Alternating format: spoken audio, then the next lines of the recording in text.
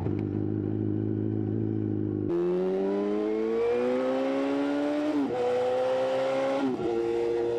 owned an R1, an MT-07, 3 Yamaha R3s, a Suzuki GSX S750 and many more bikes, and somehow a 20-year-old motorcycle with 150,000 kilometers on the clock outlasted all of them.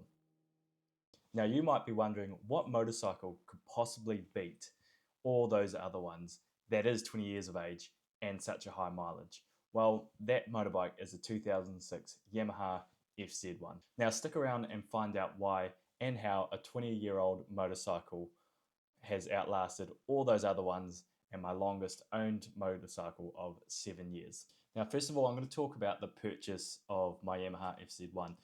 So I bought it back in 2019 for 3,800 New Zealand dollars. Now that is a lot of bike for that money. Specifically, it did have 110,000 kilometers on the clock at the time. So yes, it was already high mileage. However, I did my due diligence in the reliability and the history of that bike, the maintenance that it's had. One of these, or these early FZ1s, are known to have stator issues, and so that already had that replaced, and it had a really good service history that came with it.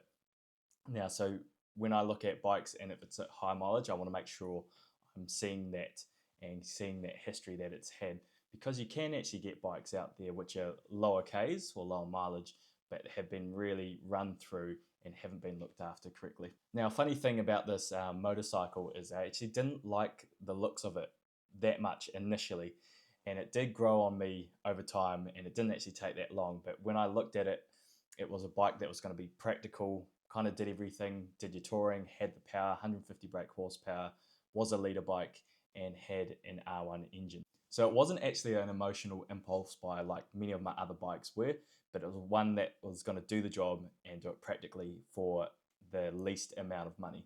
So now let me talk about the pilot logic that actually went into this. So it was a decision made on what I needed practically, as I mentioned with the purchase.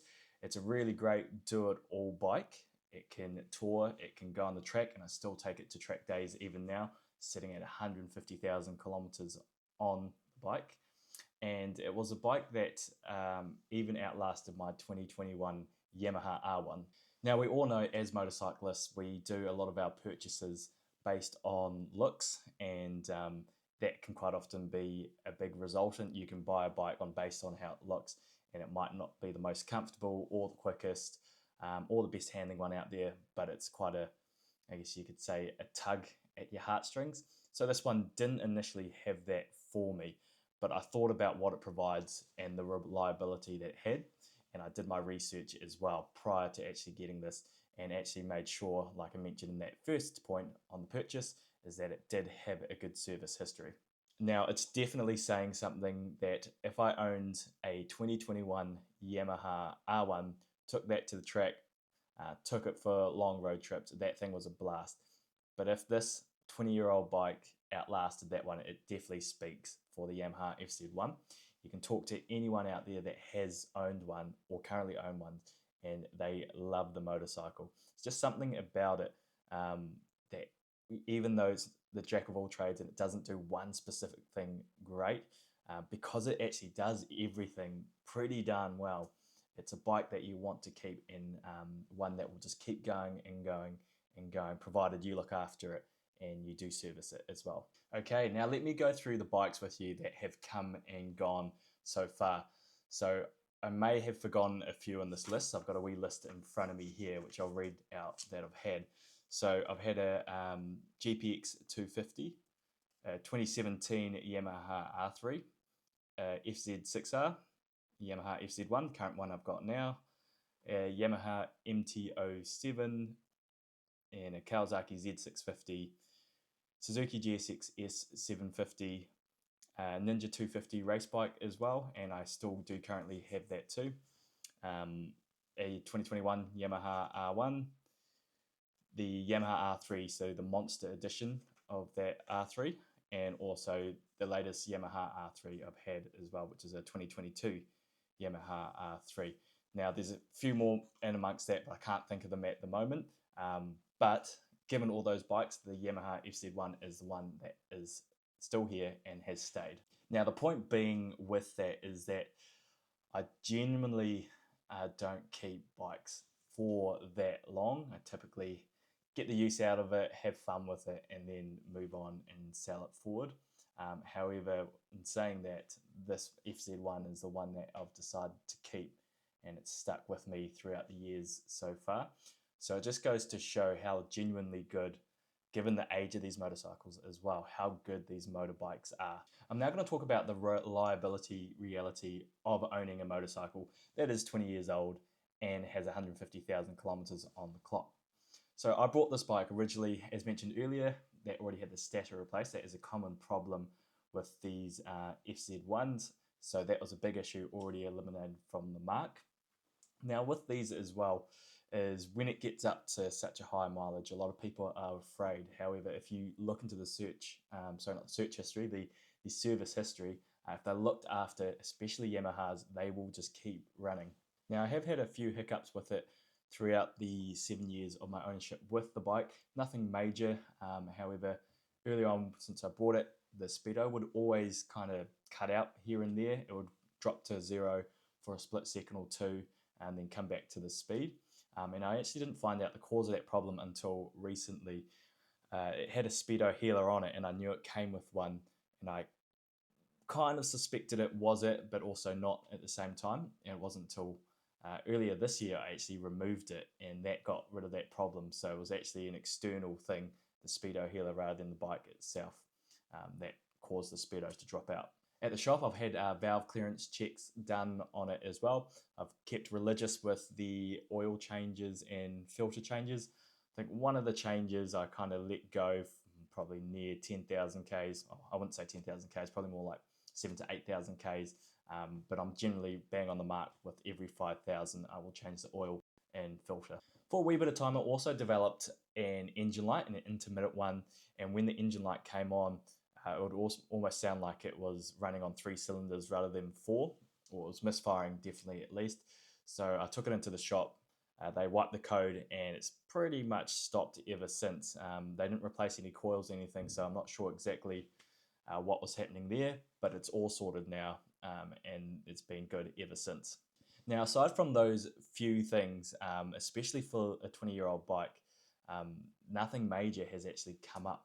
And that goes to the testament of these Yamahas and the reliability of the specific R1 engine as well. So this is, I believe, off the 04 to 06 Yamaha R1, and plonked it into this FZ1, detuned obviously, as they say, more torque for the street. Realistically, just a detuned engine. But because it is detuned and it's actually made more for that higher kind of peak power, the engine isn't actually being stressed as it would, let's say, if it had the full kind of punch to it as you would get in the full powered R1. Now, unfortunately, there is one genuine flaw with this, specifically, I should say, the 2006 Yamaha FZ1, and that is the fuel cutoff. So generally between 6 and 7,000 RPM, due to emissions, I believe, back then.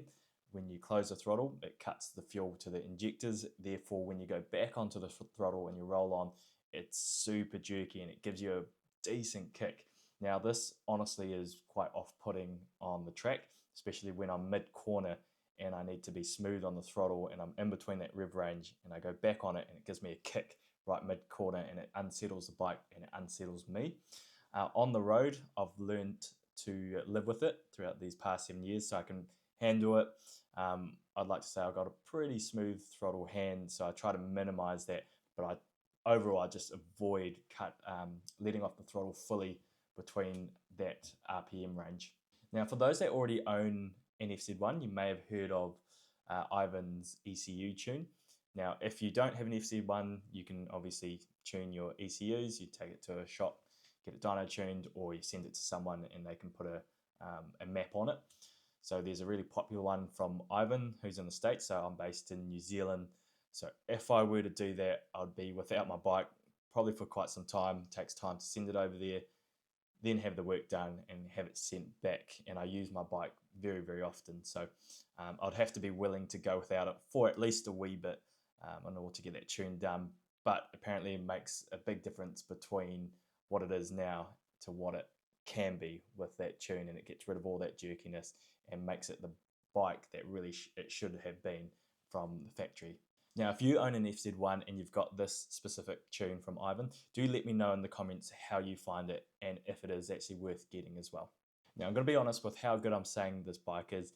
There have been moments, not many, but there have been moments where I have actually considered selling the bike in order to fund also a new one. However, every time I've thought about doing that, I've always looked back and thought that this bike just does everything so well, and there really is no reason to sell it, especially for the price that I paid for it. Once again, it can tour, it can track, and it can even commute really nicely. It's everything you kind of need in one, and I couldn't justify selling it when I really went to seriously consider listing it onto the market. Now, in the aviation world, we don't retire equipment just because it's older. We retire equipment when it really doesn't work anymore. Then saying that, we still try to breathe new life into things and keep it running and reliable as long as we can. When I look to this FZ1, that's what it's doing. It's reliable. Yes, it's older, but it does everything I need it to do. And practically, it just doesn't make sense for me to sell it.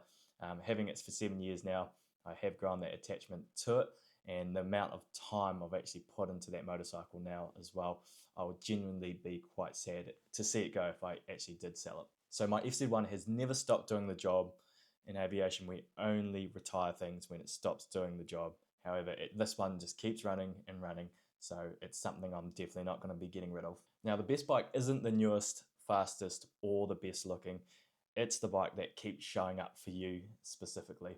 And this is what my Yamaha FZ1 has been doing throughout the last 7 years. So just a little bit of wisdom to give you. If you're looking to sell your motorcycle, ask yourself, why are you selling it? And do you need to, and will you actually get a better fulfillment and more purpose out of another one? If you can say yes to that, you might be worth selling it and actually getting something else. However, this one's done the job for you and you're just selling it because you want something shiny and new, do have another take on whether you actually do want to sell that, and make sure you don't regret it further down the line. Now, I am a pilot and a flight instructor, so if you want to see why I ride motorcycles as well as fly, be sure to check out this video. So thank you for watching, and if you have ever held on to a bike that you actually didn't expect to, let me know in the comments what bike it is and why you have held on to it. Thank you for watching, and we'll catch you guys all on the next video. See you later.